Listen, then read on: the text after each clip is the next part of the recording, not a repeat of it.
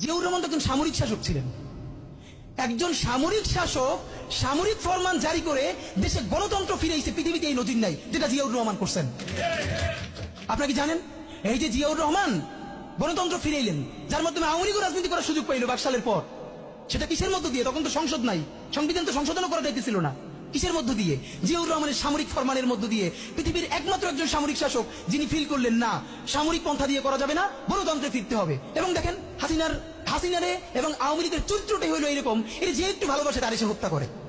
শহীদ president Ziaur Rahman Sheikh হাসিনাকে দেশে আসার অনুমতি দিছিলেন, সুযোগ দিছিলেন এবং বলছে থাক সবাই রাজনীতি করুক। আসার 1 মাসের মধ্যে জিয়াউর রহমান শহীদ হয়ে গেছে, 13 দিনের মধ্যে। এবার দেখেন এই যে আমরা এখন যারা সবাই করতেছি, সুতরাং এটা একটা বিষ। এই বিষের সাথে আমরা কিভাবে লড়াই করব?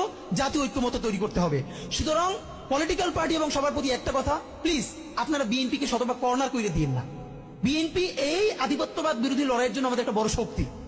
এই শক্তিকে এত বেশি কর্নার করা যাবে না যাতে তারা গিয়ে আওয়ামী লীগের হাত ধরে ফেলে। তারা যদি আওয়ামী লীগের হাত ধরে ফেলে তাহলে লড়াইটা আমাদের জন্য আরো কঠিন হয়ে যাবে।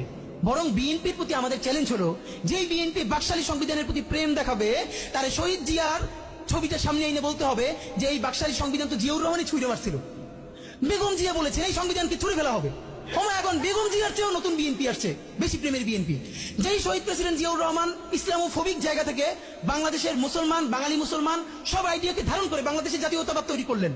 এখন একটা নতুন বিএনপি গজাচ্ছে, কেউ চেষ্টা করতেছে পুরো বিএনপিটাকে একটা ইসলামোফোবিক বিএনপি করা। এ কি ভাই? ইসলামোফোবিক বিএনপি সে কোথায় যাবে? সে কি দিল্লি যাইতে চায়? আমরা আমাদের প্রথম চ্যালেঞ্জ হলো স্বাধীনতা সার্বভৌমত্ব রক্ষার স্বার্থে এই বিএনপিকে শহীদ জিয়ার কাছেই রাখতে হবে, এই বিএনপিকে বেগম জিয়ার কাছেই রাখতে হবে।